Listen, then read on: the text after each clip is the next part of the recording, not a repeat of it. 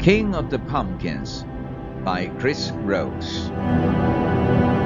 Deep in the middle of the woods, said my mother, is the place where the king of the pumpkins lives. But the pumpkins live in fields, not in forests, I said to my mother. She wouldn't listen to me. I'm telling you, she said. The king of the pumpkins lives in the middle of the woods, and the woods that he lives in are the woods right next to our house. The woods you can see out of the window over there. She pointed with her hands to the woods that were, in fact, just outside the window behind our house. He doesn't live in a field like the other pumpkins, continued Mother, because he's not an ordinary pumpkin. He's the king pumpkin. I shut up and decided to believe her, like you do when you're a kid. Firstly, I knew that it wasn't worth arguing with my mother. She always won. Secondly, when you are a kid, you always believe what grown-ups tell you, no matter how stupid it is, like Santa Claus and stuff like that. Kids always believe it, even though they know it's stupid. Still, I decided to go and find the king of the pumpkins, partly because I was bored, partly because I was curious, and also, of course, because I wanted to know if my mother really was talking nonsense or not. Mother always talked nonsense.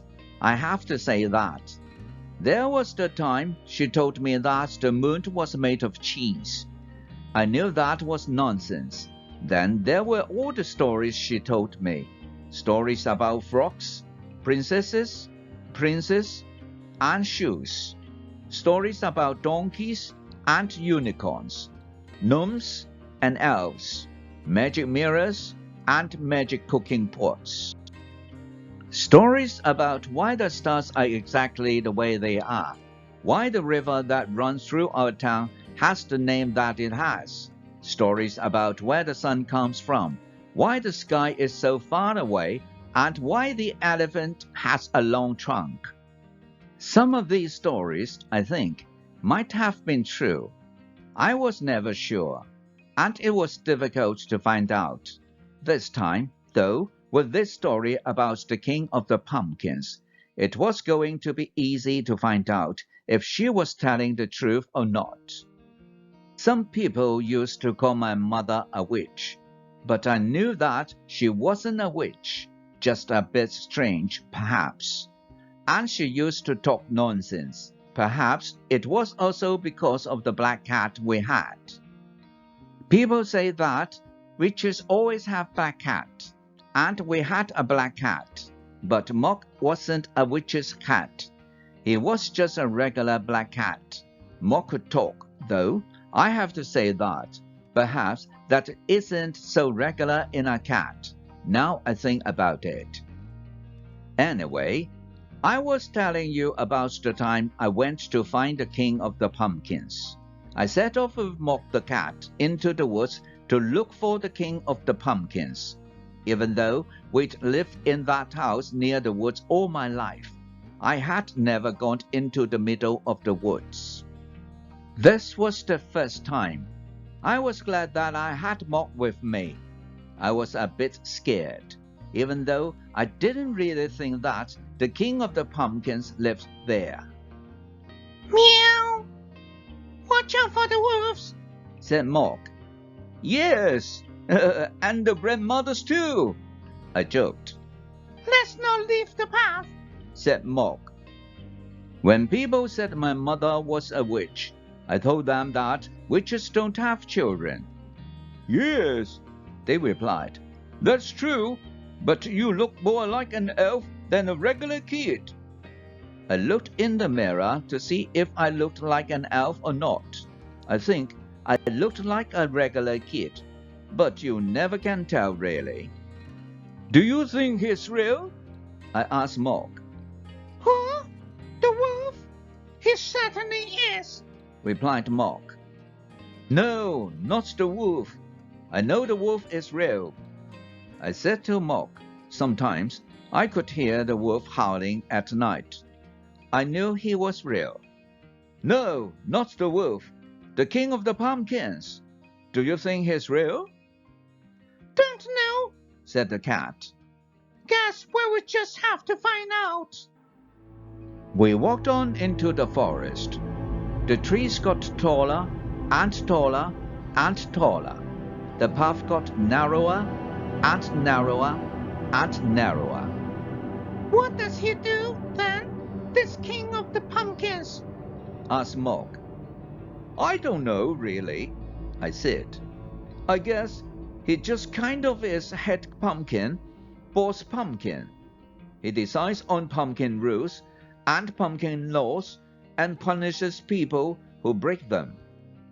Oh, I see, said Mok.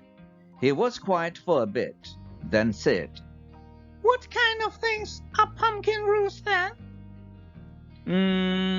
How big you can grow, what color you have to be, stuff like that. You are making this up, aren't you? Asked Mok. Yes, I said. Eventually, we got to the middle of the forest. At least, I think it was the middle of the forest, but it's difficult to say exactly. There was a clearing, a big space where there were no trees. In the middle of the clearing was the king of the pumpkins.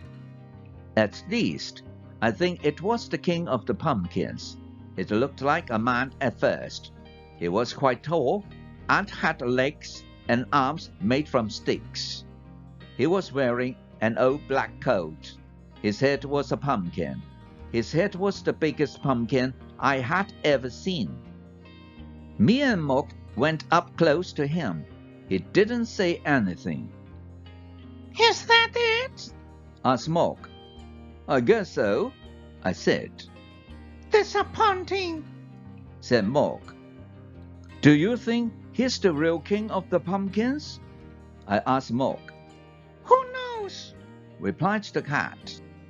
As we walked back along the path out of the forest, I started to think about what was real and what was not. Could things that were made up also be true? What was the difference between story and history? One is real and the other isn't. Is that it? What about all those other things that Mother talks about? Do you think they are real? I asked Mok. I'm not sure, said Mok. Those stories she tells sometimes about why the night is black and the day is blue, about golden eggs and girls with golden hair, about why people have 10 fingers, 10 toes, 2 feet, 2 hands, and 2 eyes. Sometimes I think she's crazy, and sometimes I think she might be right. I knew what Mok meant. I felt the same way. Perhaps the stories aren't true, I said. But what they mean is...